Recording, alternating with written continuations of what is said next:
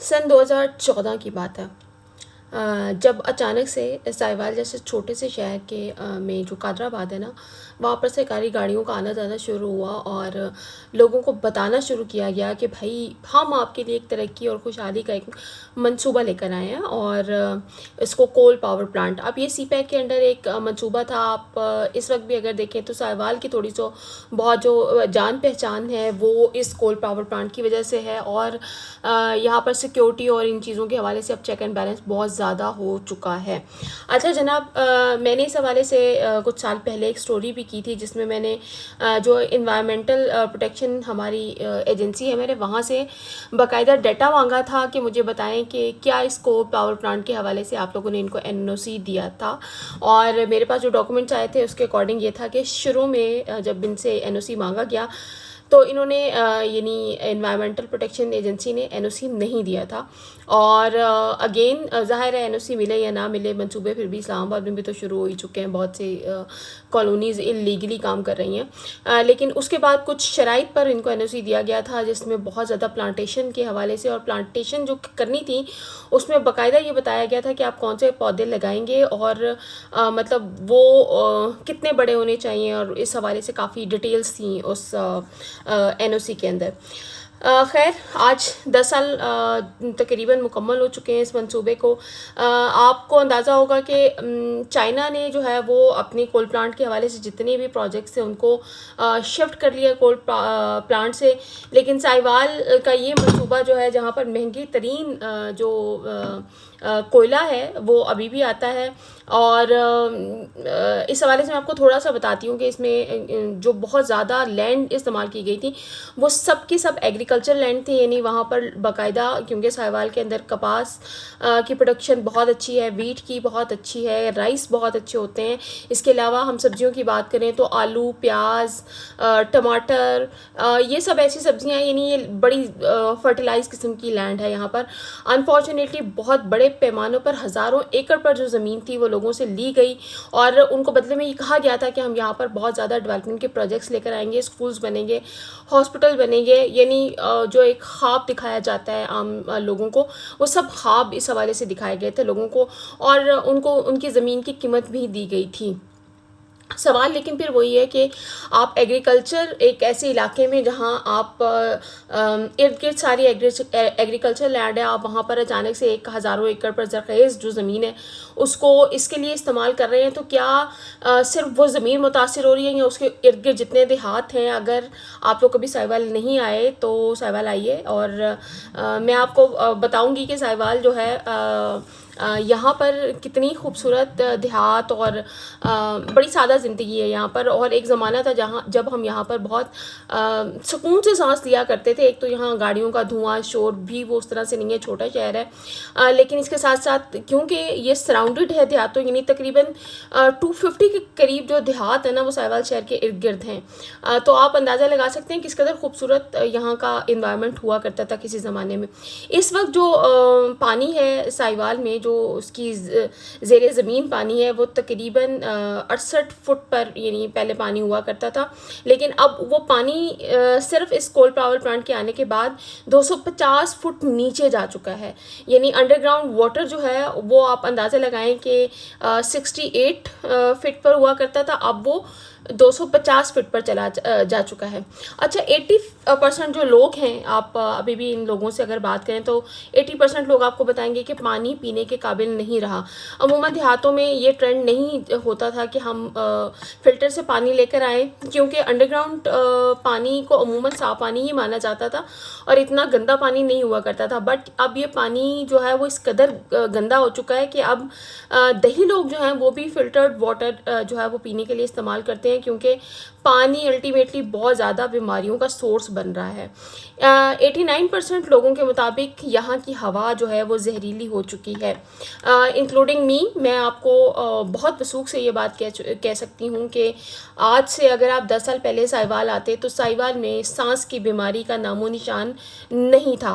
किसी को नहीं पता था सांस की भी कोई बीमारी होती है। मुझे खुद पता है कि मैं जब पहली बार इस्लामाबाद आई थी और इस्लामाबाद में मैंने एक एस्दमा के बारे में सुना था और पोलन एलर्जी के बारे में सुना था, तो ये मुझे ऐसा लगता था ये अमीरों की कोई बीमारी है और मतलब इस तरह की चीज़ है। अब आप अंदाज़ा लगाएं कि साहिवाल जैसे शहर में आपको सांस की बीमारी के बेतहाशा मरीज़ मिलेंगे और यहाँ पर किसी को पता नहीं होता था कि जो पल्मोनोलॉजिस्ट है उसके पास भी जाना है, वो भी कोई डॉक्टर होता है, और अब वहाँ उनके क्लिनिक्स भी आपको नज़र आएंगे, बेतहाशा नज़र आएंगे। अच्छा, इस कोल पावर प्लांट में हर साल तकरीबन 4.4 मिलियन टन कोयला इस्तेमाल होता है। हर साल 4.4 मिलियन टन कोयला इस्तेमाल होता है, और अगर हम देखें तो यौमिया 3000 किलोग्राम जो राख है वो यहाँ से प्रोड्यूस होती है, और वो राख जो है ज़मीन और दरिया रावी में जाती है। ये एक अनफॉर्चुनेट सिचुएशन है, यानी यौमिया अगर 3000 किलोग्राम राख आप एशेस बहा रहे हैं, ज़मीन को दे रहे हैं, तो आप अंदाज़ा लगाएं कि उस ज़मीन का और उसके इर्द गिर्द जो रिहायशी इलाके हैं उनका क्या हाल होगा। आप कभी इस इलाके को विज़िट करें तो आपको अंदाज़ा होगा कि यहाँ बदकिस्मती से यानी वो जो हवा में कपड़े फैलाए जाते हैं ना, आप वो कपड़े भी फैला के देख लें तो आपका सफ़ेद जोड़ा जो है वो सफ़ेद आपके हाथ में वापस नहीं आएगा। लोग अब अवॉइड करते हैं कि खुली जगह पर जो है वो कपड़े सुखाने के लिए मत फैलाए जाएँ, क्योंकि वो मज़ीद पोल्यूटेड हो जाते हैं, स्पेशली इसके इर्द गिर्द जो देहात हैं वहाँ पर।